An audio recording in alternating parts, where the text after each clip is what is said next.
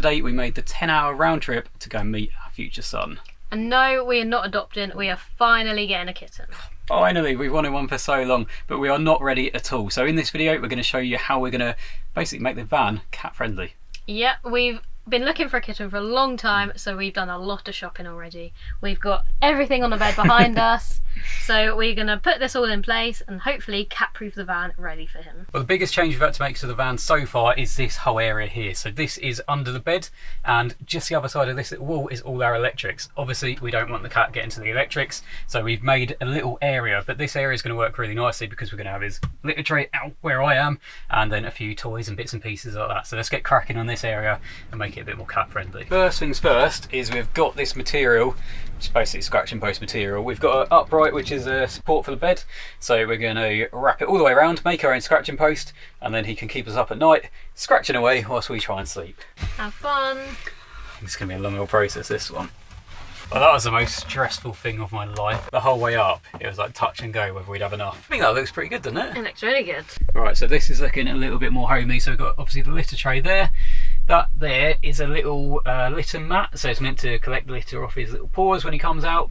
Obviously he's not going to end up using that, and he will come straight out, so it'll be all over this nice blanket which is down for him to play, relax, just somewhere that's a bit of comfort for him, a bit of warmth as well. But under this at the moment we have got training pads, and he should be litter trained, but just in case there's any little accidents, or if he overhangs the litter tray or something like that, obviously we'd rather it go onto a training pad so it will just suck it all up rather than actually go into the wood floor, because that would be a lot harder to clean. So what else needs to go under? So I think this Mini Moby is our whale cardboard scratch and post. We saw this and we knew we had to get it because, if you don't know, our van is called Moby, after obviously Moby the whale. So we saw this and he has to have his own little Moby. So right, that's going under. Let's get that down there. So let's tuck this just in the corner. Yeah, that looks good there. Oh, toys. And then we have bought him quite a lot of toys. So we don't really have a plan for these yet, so I think we need to get a storage box down there instead of having them just all over the place. So but for now I think they need to go under there. So get chucking in the litter tray for now. Oh god, this is okay. So I think what we'll probably do is just on this wheel cover, we'll get a storage box, screw it into the wall so it can't go anywhere, and then all these toys can go under there. So we have recently got our 2 foam seats recovered. We got them handmade in quite a nice material, and we spent quite a bit of money having that done. So hopefully we can distract him from scratching these as much as possible, and I think the only way to do that really is with blankets. It might not work at all, he's still a cat, he'll probably scratch whatever he likes, so all we can do is try and deter him. So we've just got a couple blankets here. So I've got this one for the long seat, and then for this one I think he's going to be spending quite a lot of time here. So we've got this like really nice fluffy bed. It is actually a cat bed, but it's like a blanket type bed. So we are just going to put that on the seat here, and then hopefully he will know that that is his bed and not something to scratch. So oh, there is one more thing that we are putting on the seats as well. To help stop him scratching. So this is just a long bit of scratch. It's like that scratchy material, and it's like a mat. But we have had the thought that we'll put it round the bottom of our seat here, so like this. So basically to deter him again from scratching anything he shouldn't be.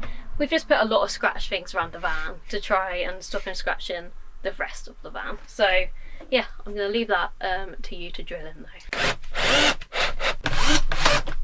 Alright, that's that done. I think that looks quite good actually. Yeah, it does. I like it. Right, should we get his bowls out? Yeah. Unboxing time!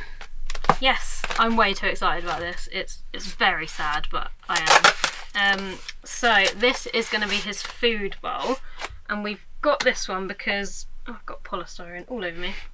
It's got like this non-slip mat. We obviously do not intend to drive with this still out, but I still like it having a non-slip mat for some reason. You have to when you live in a van, everything has to have one. So this is his food bowl. So it's on this little platform like this, and you put it on a non-slip mat, and then he's got this nice ceramic bowl. Looks like some sort of fancy plant pot. I think that's why I like it. But yeah, so let's get that in place. I mean, and it then is cool. we also have this one here, which is just a standard bowl, and this is going to be his water bowl. Again, we're not going to leave this down at all when we drive, but as soon as we've stopped, we'll put this out, put a bit of water in it, and then we know he's good. Alright, shall I put one down there? Yeah. So for now, I say for now, forever, they're going to go down there. We won't always have smelly shoes down there. Oh god, non-slip mat. So that's where it's going to be. So we kind of got to get used to it being in place.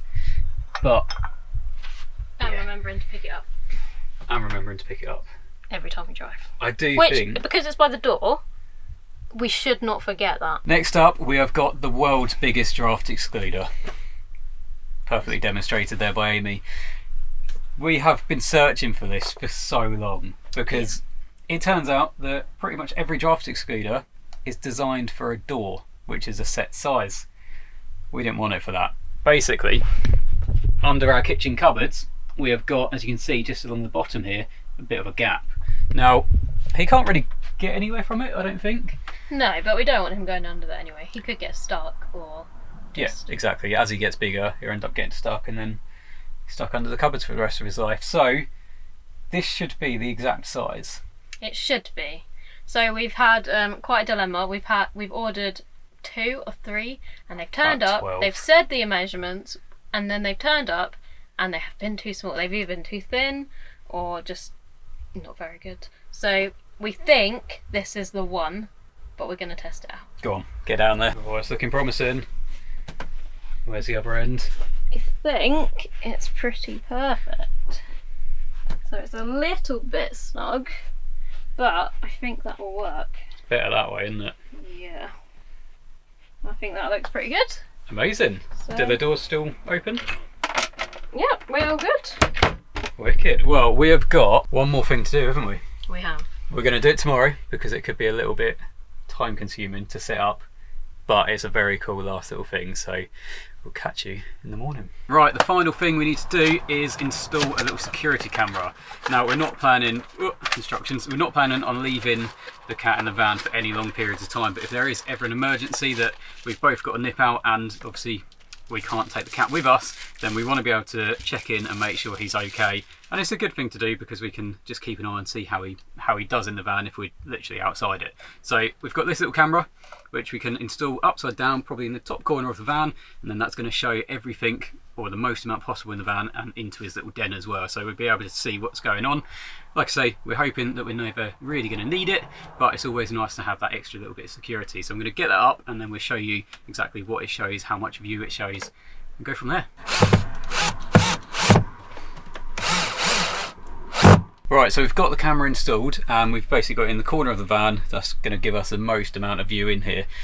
So Amy's got it on the phone there, and it's really cool actually. You can move it around, you can record directly from it, can't you? You can take photos from it, and obviously you can access it when we're not in the van. At the moment we're running a cable basically all the way from the camera, and it's all drooping down into our cupboard where we've got a few little sockets, which isn't ideal. So we're going to have to put a few hooks along the ceiling, but obviously we're only going to be using it when we're not in here, so it won't be plugged in most of the time basically.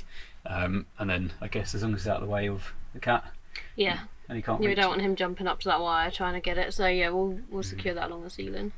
But I think for about 20 quid it's pretty good. Now what we will do, obviously we've shown loads of things that we've used in here, so we put links in the description so you can access any of them if you think any of them are helpful, or if you are thinking of getting a cat and you want to look through all the bits and pieces that we've bought, then we put them in the description.